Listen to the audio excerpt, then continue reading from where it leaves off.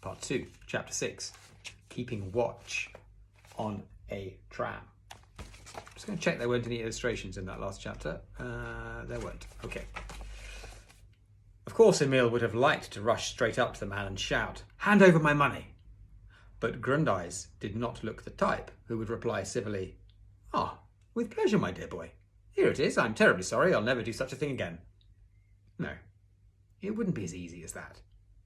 The great thing was not to lose sight of him now he had found him, so Emil took cover behind a fat woman who was going in the right direction, but kept a sharp lookout from side to side.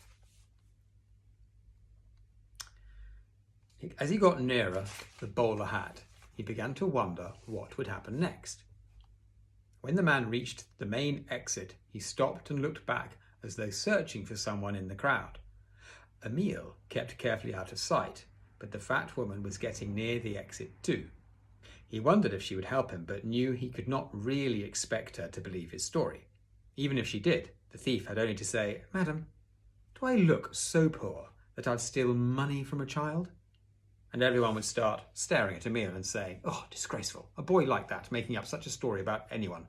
Children are quite impossible nowadays." The mere thought set Emil's teeth chattering with fright. At that moment, the man turned away and stepped out into the street. Emil set down his bag and dashed forward to see where he went. His arm ached like anything. Oh, that suitcase was a weight. He saw the thief cross the road slowly. Once he glanced back, then went on as though reassured. A number 177 tram, made up of two cars linked together, drew up opposite the station. The man hesitated, then got into the front part and sat down in a window seat. Emil snatched up his case, put down his head and plunged out into the street. He reached the tram just as it was going to start, but he had time to push his suitcase onto the platform of the rear part and scrambled up after it, breathless but triumphant. What next? He wondered. If the thief jumped off while the tram was going, he might as well give up the money as lost forever. It would be too dangerous to follow him, hampered as he was with the suitcase. Motor cars rushed past, with horns honking and screeching brakes. They signalled right-hand turns and left-hand turns and swung off down side streets, while other cars came swooping up behind them. The noise was indescribable, and on the pavements, crowds of people kept hurrying by. Out of every turning, vans and lorries and trams and double-decker buses swarmed into the main thoroughfare. There were newspaper stands at every corner, with men shouting the latest headlines. Wherever Emil looked, there were shop windows filled with flowers and fruit, books, clothes, fine silk underwear, gold watches and clocks, and all the buildings stretched up and up into the sky. So, this was Berlin. Emil wished he could stop and see everything properly, but there was not much chance of that.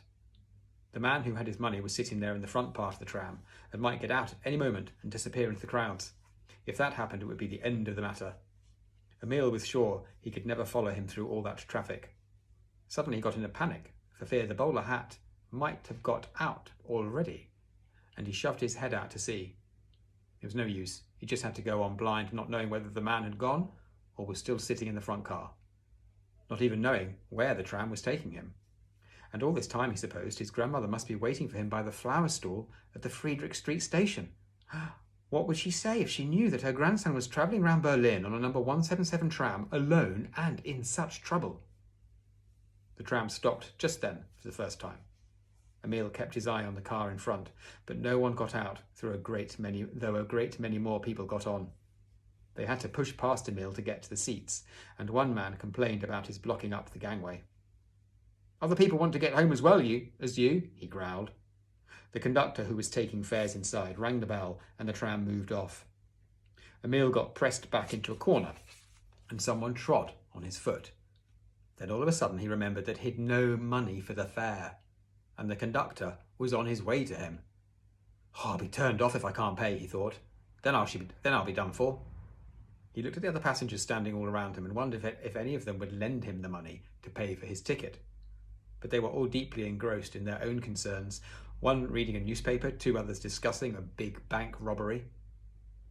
They dug a tunnel one of them was saying, and got inside the bank that way. They cleared everything out of the safe deposits. Thousands of pounds gone, they say. It would be very difficult to prove what was in some of those safes, observed the other. Apparently, no one's obliged to tell the bank what they deposit in them. I suppose, said his friend, people could claim to have diamonds worth thousands of pounds, when all they had really was a lot of worthless bonds or a few plated spoons. They both laughed at that. That's what's going to happen to me, thought Emil. No one will believe that Mr. Grindai stole £7 from me. He'll say I'm telling stories and that he only took half a crown. Half a crown is a small amount of money. Oh dear, what a mess to be in. By this time the conductor had got to the platform where Emil was and called out, "Any more fares?" The passengers round him handed over their money and in exchange got long white strips of paper punched with holes. When the conductor reached Emil, he said, "What about yours?" "Please, I've lost my money," Emil told him, feeling sure the man would never believe it had been stolen. "Oh, lost it, eh? I've heard that tale before. And how far might you be going?" I don't know yet," Emil stammered. "Well, you can just get out at the next stop and make up your mind." "I can't do that," Emil cried. I must stay on for a bit. Please let me." "When I tell you to get off, off you get," said the conductor. "Do you understand?" "Oh, give the boy a ticket," said the man who had been reading the paper, and he produced the money. Emil got his ticket, but the conductor said, "You wouldn't believe how many kids get on every day and pretend they've lost their money. They're only trying it on. I've heard them laugh the moment my back was turned. They think it's a good joke." "I don't think this one will," said the man. "No, I won't," Emil assured him as soon as the conductor had gone inside the tram again. "Thank you very much, sir." "It's all right," said the man, and he returned to his paper. Then the tram stopped again, and Emil had to lean out to see whether the man in the bowler hat was getting off. But he was not. "Please, will you give me your address?" Emil asked the man with the newspaper when the tram moved on again. "Why?" "So that I can pay you back when I have some money again. I'm going to stay in Berlin for a week, so I could bring it round to you. My name is Emil Tischbein. I come from Neustadt."